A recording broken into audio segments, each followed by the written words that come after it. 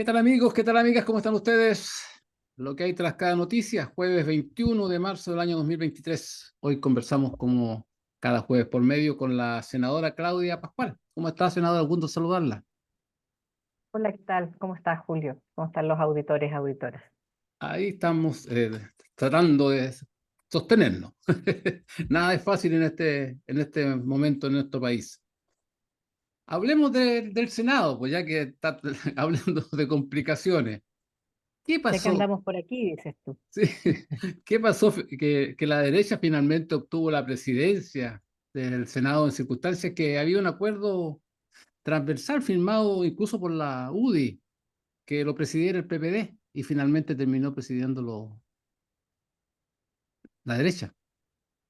Bueno, lo que pasó el día martes es que efectivamente eh, el comité de la UDI y de Evópolis, más los dos senadores que al inicio de este gobierno eran parte de la bancada de la democracia cristiana y hoy día son parte del Partido Demócrata, no respaldaron el acuerdo que habían firmado. Renovación Nacional efectivamente para la mesa del Senado no había respaldado eh, este acuerdo y por lo tanto también el primer año del año 2022 no votó por la mesa, pero sin embargo todos los demás que habían suscrito el acuerdo habían respetado la palabra y por lo tanto votaron como correspondía, pero en el día de ayer, además de Renovación Nacional, se sumaron estos otros partidos y dieron la mayoría para que saliera otra representación. Eso pone al Senado en una situación parecida a la que tenía, digamos, que estaba presidiendo el senador Coloma, ¿no? O sea, claro, pero no solo eso, sino que la presidencia. Mira, yo lo expliqué ayer, o sea, perdón, el martes en la intervención. Aquí, al otro día de la elección parlamentaria de noviembre del año 2021, si no me equivoco, que fueron las parlamentarias y la segunda vuelta fue en diciembre, sino el presidencial me refiero, decidieron repartirse entre la oposición y el oficialismo de la época la mitad del periodo para uno y la mitad del periodo para otro en el gobierno que venía y alternar las presidencias y vicepresidencias entre un sector y otro para garantizar cierto,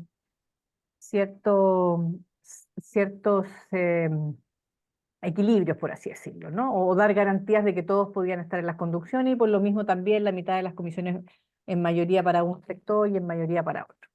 Bueno, eso es lo que se conversó, se fue parte del acuerdo. A nosotros nos comunicaron, aquellos que todavía no prometíamos, sino hasta marzo del 2022. Yo estuve viniendo 3 meses a hacer esas conversaciones. Yo llegué aquí en diciembre del año 2021 sin ser todavía eh, parte de la corporación del Senado, pero hacer todas las conversaciones con las fuerzas oficialistas hoy, digamos, y a enterarme de todo lo que ya estaba, y ahí se nos comunicó que todo esto ya estaba listo. Entonces, por eso yo creo que esto es bien complejo, porque si aquí habemos varios dispuestos y entendiendo además que nuestras fuerzas son limitadas y por lo tanto yo no puedo, yo puedo pedir cualquier cosa, pero si somos solo dos senadores tampoco tengo mucho más que Claro. imponerle a nadie. Entonces, estoy obligada a conversar con otros, estoy obligada a hacer alianzas, estoy obligada indudablemente también a que si hay acuerdos ya establecidos en esta distribución, bueno, entonces tratemos de que esto curse. Y es por eso que nosotros hemos ido cumpliendo la palabra del 2022, el 2023 y este 2024 hicimos exactamente lo mismo. Cumplimos nuestra palabra. Quienes incumplieron y con excusas, indudablemente. Pueden haber situaciones en las cuales se pudo haber obrado de mejor manera por parte de otras bancadas, etcétera, etcétera, ok, pero hay excusas finalmente. Ayer se dijo que todo esto era porque no estaban los reemplazos de la Comisión de Hacienda y todas las comisiones ya estaban cambiadas. El día miércoles preguntamos y finalmente hay más comisiones aún que no están hechos los reemplazos como corresponden, entonces por lo tanto no era el problema de Hacienda, no era el problema que todas las comisiones estuvieran o no ya hechos los reemplazos, era que no estaba a la disposición a cumplir el acuerdo porque sacaron otras cuentas nomás y por lo tanto decidieron hacer pesar la votación de 27 senadores que suma UDI, Renovación Nacional, Evópoli, Republicano, Independiente de Derecha y dos demócratas. Ahí van de 27. Entonces, eso es. O sea, sacaron cuentas nuevas, en definitiva. Así es, así es. Eh, Senadora, bueno, eso me imagino que va a traer alguna consecuencia política en el tiempo. Esperemos que así sea, porque los acuerdos se supone que en un parlamento y sobre todo en el Senado son serios cuando se toman, ¿no? Y es raro que finalmente terminen, o sea, no es tan raro, pero finalmente no es lo más aconsejable que suceda lo que sucedió. Me imagino que traerá alguna consecuencia. Bueno, yo lo encuentro sumamente lamentable porque efectivamente yo no creo en los esencialismos, ¿no? Yo siempre lo he discutido a propósito de los temas de género. Yo no creo que las mujeres somos esencialmente de tal o cual manera, ¿no? Por eso es que yo creo que hay mujeres que hablan fuerte, hay mujeres que no hablan fuerte, hay mujeres que piensan de una manera, mujeres que piensan de otra, además de toda la diversidad, por cierto, física o fenotípicamente que podemos tener todas, etcétera, etcétera. Entonces, yo no creo en los esencialismos. No creo que el Senado por esencia,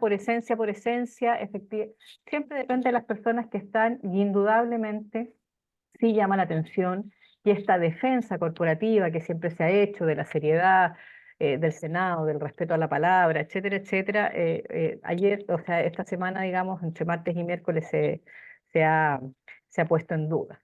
A mí sí me complica de eso es que no es por esencialismo, no es porque sea una característica y una condición, por así decirlo, del ADN de la corporación, sino que es porque a mí me interesa que efectivamente en el marco de la política, cuando uno conversa, cuando uno dialoga, cuando uno genera un acuerdo, en este caso es solo un acuerdo administrativo, no es un acuerdo político de alianza de gobernación, de conducir un gobierno ni nada por el tipo, sino que solo de político administrativo, o sea, en este caso administrativo, si uno se compromete a cumplir ese acuerdo, aunque no me guste cada una de las partes de ese acuerdo, pero hice mi compromiso, bueno, ya está. Nosotros suscribimos este compromiso precisamente porque a nosotros no, nosotros como fuerza recién llegada dijimos, nosotros no estamos disputando la mesa del Senado, sí nos interesa que ser incorporados en las comisiones y por lo tanto enfocamos nuestro debate ahí. Por lo tanto, desde esa perspectiva me llama profundamente la atención que el día martes no se haya cumplido con esto. No me sorprende porque siento que, o sea, me refiero, no es de ingenuidad que me llame la atención, sino que creo que se da un paso eh, en algo que es complejo en política, a mi juicio. Así como defiendo todos los días y a cada rato que mis diferencias de opinión con el senador o la senadora más de derecha que pueda haber, o con un senador o senadora de mi alianza de gobierno, la voy a dar la argumentación y voy a marcar mi diferencia en el marco del respeto y la argumentación y contraargumentación, no de la descalificación personal. Eso yo siempre lo defiendo, pero también voy a defender que si yo me comprometí con algo, la buena fe en política y el compromiso y la honra de la palabra empeñada es una base mínima de entendimiento. ¿Por qué voy a poner esto? Porque es grave esto, no solo porque no se cumple con algo que es de propia organización del Senado y que nos compete solo a los senadores, pero ¿qué le puedo yo salir diciendo después a la ciudadanía? ¿Alguien me va a cumplir la palabra de sí, estamos por generar todos los acuerdos y diálogos que nos escuchen para poder realmente avanzar en pensiones? Y a la hora de los que hubo no se vota de esa manera.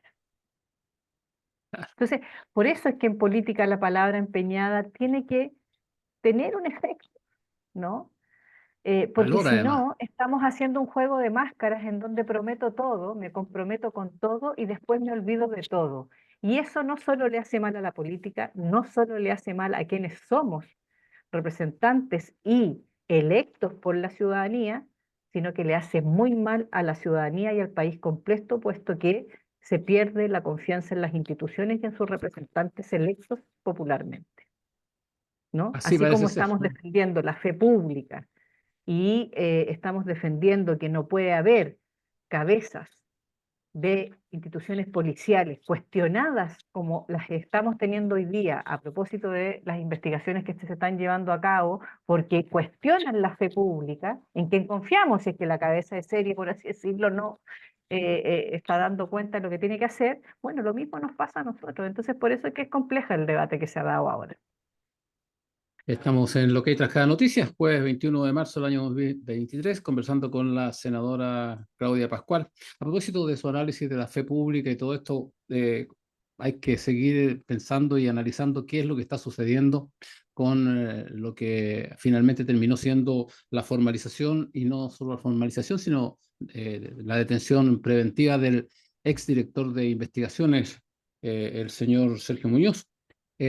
¿Cómo usted analiza esto? Porque es una situación que involucra muchas personas, mucha gente. No solo al exdirector de investigaciones Sergio Muñoz. Involucra, por supuesto, la cabeza de todo esto comienza con el descubrimiento de lo que el abogado Luis Hermosilla venía haciendo ya anteriormente. Pero además aparecen una cantidad de nombres muy prominentes en la derecha. El propio expresidente Piñera, fallecido ya, falleció hace poco. Bueno, Muñoz, el director de investigaciones, Guevara, Torrealba, bueno, personajes que han estado en la palestra. Unos han sido gobernadores en la región metropolitana, otros han sido alcaldes en la comuna. ¿Cómo esto, a dónde lleva este análisis del actuar de estos personeros con la política y con la combinación de fraudes que al fisco se le pretende hacer, ¿no? Mira, a mí me parece que esto es gravísimo, ¿no? Porque uno quiere tener confianza en las distintas instituciones. Uno espera que los chilenos confíen en sus instituciones. Y para que esto se dé, por cierto, que la policía tiene que obrar bien, la uniformada, la no uniformada, traducido al castellano, Carabineros de Chile, Policía de Investigación. La fiscalía tiene que hacer su pega, los tribunales tienen que hacer su pega, el poder político tiene que hacer su pega, ¿no? El poder legislativo, nosotros, los senadores, senadoras también hacen. Entonces, nosotros esperamos, y yo espero, al igual que todos los ciudadanos y ciudadanas de Chile, ¿no? Que las instituciones funcionen y por lo tanto que el respeto a la prioridad, que el fiel cumplimiento de las tareas que tenemos que tener, que no haya corrupción, que no haya cohecho, que no haya filtración de información relevante, secreta, ¿no? Que impida el curso de la investigación judicial en una materia determinada, etcétera, etcétera, esas cosas no ocurran. Entonces, por eso es que es gravísimo, por eso es que es gravísimo que el director general de la Policía de Investigaciones esté siendo formalizado, como fue en el caso de la formalización en el transcurso de las últimas 24 y 48 horas, donde se da cuenta de todas las situaciones por las cuales se le está requiriendo, digamos, por situaciones gravísimas. O sea, primero está eh, entregando información en investigaciones tremendamente sensibles y secretas. Casos de corrupción en municipalidades, casos de corrupción en casinos, en domingas, ¿no? Situaciones de distinto tipo que ahí involucran otras cosas. Pero al mismo tiempo también, producto de los audios, ¿no? Y de las filtraciones de los WhatsApp, se empieza a saber que hay toda una comunicación en donde el actuar del director general de Carabineros es como pagando favores, misión De cumplida, investigaciones, usted me designó, yo misión cumplida, le claro. traspaso esto, le traspaso lo. Entonces, yo con esto no, lo que quiero decir es que es muy grave, ¿no?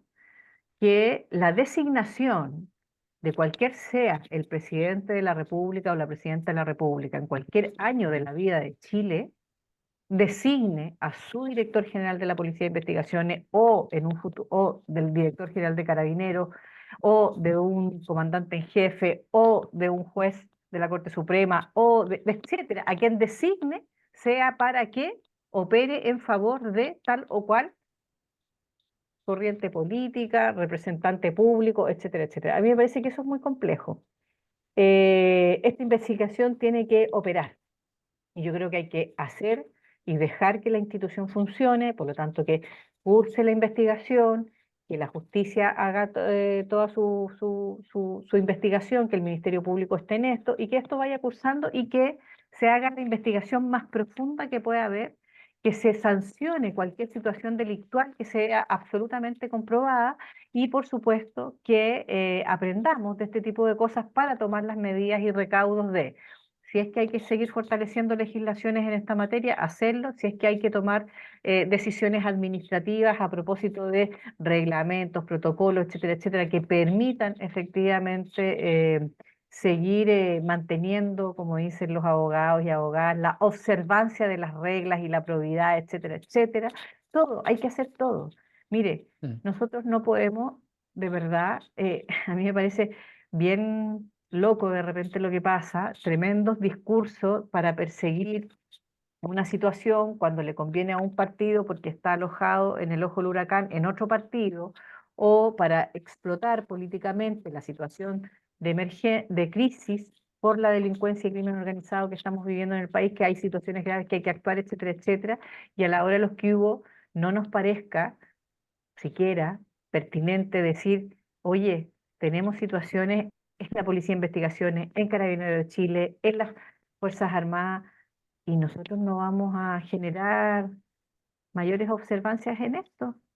¿Por qué no podemos volver a levantar, por ejemplo, la demanda de reforma a las policías, en conjunto con una serie de otras cosas que hay que hacer? Si para combatir el crimen organizado también tengo que tener instituciones intachables, pues. Y esto no Claro. solo se hace con legislaciones, esto también se hace con apoyos institucionales que me parecen pertinentes. Mire, yo hace un tiempo atrás me reuní con algunos de los gremios de gendarmería. Me sorprendí de los sueldos. Si usted quiere combatir la delincuencia, la corrupción y el crimen organizado, no puede tener a ciertas instituciones con tan bajos sueldos, o con tanto tiempo, o que pase demasiado tiempo para que ellos puedan cambiar de grado y mejorar el sueldo. Entonces, esto es mucho más. Alguien va a decir, sí, pero es que no hay plata para todo. Sí, es cierto, no hay plata para todo, pero hagamos entonces un plan en serio. Pues, ¿cuánto va por la ley? ¿Cuánto va por el fortalecimiento de la institución? ¿Cuánto va por... ¿Me explico? Entonces, demos el debate más integralmente, más integralmente. Aquí algunos creen que es tirar tres frases a subir penas aquí, subir penas allá, darle garantías a cualquiera, al Estado, o sea, a cualquiera de los agentes del Estado que tiene el uso exclusivo de la fuerza monopólica por parte del Estado, y que ya listo, sí, demos chip libre. No, yo creo que esto Ah, es mucho más complejo. Creo que es mucho más complejo y no me niego, insisto, no me niego ni a discutir ni a aprobar estas cosas, pero también hagámoslo bien. Mire, el día miércoles de esta semana se pone en tabla en el Senado una moción parlamentaria distinta a la que está tramitando el Ejecutivo en la Cámara de Diputados a propósito de las reglas del uso de la fuerza. Y sí. tiene ideas matrices similares, pero tiene diferencias y tiene elementos técnicos que son complejos. Y uno dice, ¿y cuál es la idea de poner otra moción y otra moción y otra moción si esto ya se está tramitando en la Cámara? Se está jugando entonces la tuya y dos más, la tuya y dos más, y eso Claro. sí, para combatir esto seriamente no estamos jugando poco. Bueno, puede ser también pues, en función de eso ir alargándolo en el tiempo y no tener al final una ley que permita que se enfrenten los problemas que tienen que enfrentarse. No, al Me da contrario, impresión. tener una ley que salga con las mayorías relativas de un espacio de la Cámara y no con un debate en donde el Ejecutivo tenga también la posibilidad de conducir el debate. Ah, bueno. A propósito del Ejecutivo, la ministra vocera de Gobierno, la Camila Vallejo, habló de una red de corrupción de cuello y corbata. Y lo extraño es que de inmediato el fiscal nacional de Valencia salió a criticar los dichos de la ministra e incluso a desafiarla un poco que entregara información al respecto. Da una sensación de como que hay una suerte de disputa o de necesidad de que los temas sean tocados solo por un sector y no por otro. ¿Cómo analiza usted la situación? Porque de verdad el gobierno tiene el deber de hacer análisis político de lo que está sucediendo con la corrupción y sobre todo con este caso que es tan complejo, donde involucró o involucra al director general de investigaciones. Esta cuestión hay que llevarla a fondo, me imagino. No es bueno que el fiscal nacional comience a contradecirse con el gobierno, ¿qué le parece a usted? Mire, yo creo que en estos temas hay que ser bien cuidadoso y creo que bien cuidadoso de todas las partes. Llama la atención efectivamente la contestación de un fiscal nacional, podría incluso a lo mejor haber manifestado la misma preocupación pero con otro tono, a lo mejor haber hecho un requerimiento con una llamada por teléfono, oiga, pucha, échenos una más, no sé. Pero creo también que comunicacionalmente todos los sectores políticos, estén en la representación del Ejecutivo o sean de otros partidos políticos, tenemos que ser súper responsables también en que poder dejar que las instituciones y en este caso que las investigaciones operen. Pero no es menos cierto que aquí llama la atención dos cosas, que también hay hechos que ya son de público conocimiento, como fue la televisación de la propia formalización. Entonces hay cosas que ahí se están... yo por eso siempre soy cuidadosa. Yo creo que cuando las cosas están todavía en una investigación es como difícil decir, mire, está ocurriendo esto. Ahora, yo en defensa de la ministra vocera quiero decir que habló de una posible, no dio por hecho algo.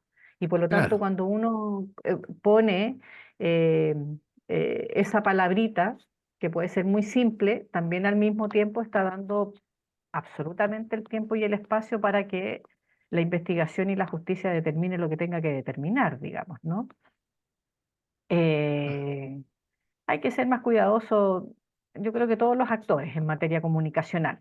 así es. Creo que no le hace bien ni al propio caso en particular, ni a cualquier otra situación que tengamos que seguir analizando, que empiecen disputas y querellas por la prensa de un actor con otro actor cuando necesitamos que el Ejecutivo, que el Gobierno, que la Fiscalía Nacional, que la Corte Suprema, que el Poder Judicial, que las policías todos estén realmente unidos en el abordaje, digamos, para terminar con las situaciones del crimen organizado y la delincuencia en nuestro país. Así que yo creo que más que sacar tanta conclusión de qué es lo que dijo uno y qué es lo que dijo el otro, yo creo que pongámonos mejor a trabajar porque esto realmente se investigue, si hay comprobación de todas las acusaciones, delitos y demás, o salen nuevas situaciones que haya que seguir investigando, hagámoslo como corresponde, sancionemos lo que corresponde y por sobre todo démosle alguna respuesta a nuestro país que implique recuperar confianza en las instituciones. Estamos conversando con la senadora Claudia Pascual en lo que es Trascar Noticias en este jueves 21 de marzo del año 2023. Senadora, eh, entre usted y unos grupos de senadores más presentaron, senadoras y senadores, presentaron al Tribunal Constitucional un reclamo, no sé cómo le pueden llamar jurídicamente, eh, respecto a la mutualización de las millonarias deudas que las ISAPRES tienen con sus afiliados. El gobierno decidió también sumarse. ¿Cómo va eso? ¿Cuál es la situación que se está viviendo al respecto? Bueno, precisamente hoy jueves se va a revisar en el Tribunal Constitucional esta causa, digamos, ¿no? El Tribunal Constitucional lo que hizo fue acoger el requerimiento que hiciéramos los senadores y senadoras eh, por la inadmisibilidad de de una indicación que permitía la mutualización. Y esto precisamente entonces es un requerimiento de forma, en tanto es inadmisible esa indicación. Y por lo tanto, estamos en camino a llegar a escuchar estas audiencias porque queremos realmente seguir este debate. Nosotros insistimos en nuestra postura, creemos que ha sido importante que se haya acogido a tramitación este requerimiento por la unanimidad de los magistrados y las magistradas del Tribunal Constitucional. Y bueno, vamos a esperar qué es lo que ocurra en el transcurso del día de hoy. En otra materia, estamos conversando con la senadora Claudia Pascual en lo que es Trascada Noticias en este jueves 21 de marzo del año 2023. El CERVEL ha planteado la necesidad de realizar la votación de las próximas elecciones, que son varias, de gobernadores regionales, de alcaldes, de concejales, de consejeros regionales. O sea, son cuatro votos, cuatro elecciones en definitiva. Que sea en 2 días. El gobierno, al parecer, le está de acuerdo con eso porque mandó, tengo entendido, un decreto, o sea, un proyecto de ley para reforma constitucional, porque se requiere una reforma constitucional. ¿Cómo se ve eso, senadora? Esto o sea, sé lo mismo que usted por la prensa, no tengo ni una noticia más profunda. Si usted me está preguntando en términos de qué opino yo en esa materia, mire, a mí me Sí. parece que con voto obligatorio todas aquellas medidas que permitan facilitar la votación, evitar las largas filas, que que dependemos además del clima en cada una de las regiones, no siempre es amigable, etcétera, etcétera, que dé mayor facilidad para la mejor concurrencia de todos y cada uno de los ciudadanos y ciudadanas que deben participar de las elecciones. Yo creo que hay que tomar todas esas medidas, por lo tanto, no. Creo que ya nos pusimos a prueba con una votación que producto del contexto de pandemia y de la situación de emergencia que estábamos viviendo ahí se dio en 2 días. Siempre, siempre, siempre puede haber una toma, digamos, de medidas mucho más rigurosas, en este caso cuando son 2 días de votación. Usted tiene que darle garantías, por tanto, a todas las fuerzas políticas que participan de estas elecciones y también garantías a toda la ciudadanía de que se custodian bien los votos de un día para otro, las urnas, los establecimientos, etcétera, etcétera. Y por lo tanto, al menos desde esa perspectiva, ya dimos un ejemplo de que se podía, ¿no? Porque ya lo hicimos una vez. Claro. Y entiendo que en ese marco es que se envía una situación, el gobierno decide enviar esta situación. Yo insisto, si es en el ánimo, por cierto, y entiendo que ese es el ánimo, digamos, obviamente, de facilitar la mejor participación, evitar las aglomeraciones excesivas, eh, sobre todo porque, como usted bien dice, son varias elecciones en un mismo día, es más de una papeleta, son muchos más candidatos, esto no es un sí, no, ¿ah? Apruebo o rechazo, a favor o Claro. en contra, no es una papeleta fácil de contestar, ¿no? Usted tiene que buscar candidaturas, etcétera, etcétera. Entonces, se dan más aglomeraciones solo por el hecho de que uno está leyendo más de una papeleta, digamos, ¿no? Entonces, si eso facilita, por cierto que ayuda, digamos. Voces del Partido Comunista en esta materia, el presidente del Partido Comunista planteó también la posibilidad, dijo, bueno, ¿por qué no se abren más locales? Hacerlo en un día con más locales abiertos, que también es una posibilidad, ¿no? O sea, yo creo que en pandemia hicimos más locales y 2 días. O sea, pueden ser todas las alternativas juntas, por eso le digo, o sea, mientras más Claro, facilite, mejor, ¿no? claro. Porque, o sea, acuérdese que por el tema del aforo, en la elección municipal del año 2020, si mal no recuerdo, ¿sí? ¿Sí? Esa que se postergó la hicimos en otra fecha, no en octubre, sino que fue como a mediados de año. Fueron 2 días, pero además los locales tenían mucho menos mesas. Entonces, Claro. claramente se ocuparon más locales. Entonces, usted tiene todas esas alternativas posibles. Así es. Extender el tiempo de votación, aumentar la cantidad de locales, o sea, todo eso se puede hacer. Por cierto, todo eso finalmente tiene algún recurso económico que desembolsar, pero para eso está también todas las posibilidades de coordinación entre los municipios, el CERVEL y el Estado central, digamos, ¿no? Así es. Senadora Claudia Pascual, le queremos agradecer que, como cada jueves por medio, usted habla con los auditores de Radio Nuevo Mundo, les conversa, por lo menos les explica lo que usted piensa de las situaciones políticas de nuestro país. Le agradecemos mucho, ¿no? Que esté muy bien. Muchas gracias. Aquí me voy corriendo. Ya, que estén muy bien. Hasta la próxima. Y a Chao, nuestros chao. auditores les decimos, quédense en la sintonía del Nuevo Mundo porque vienen temas que a usted siempre le interesa escuchar. Hasta la próxima. Que esté bien. Un abrazo. Chao.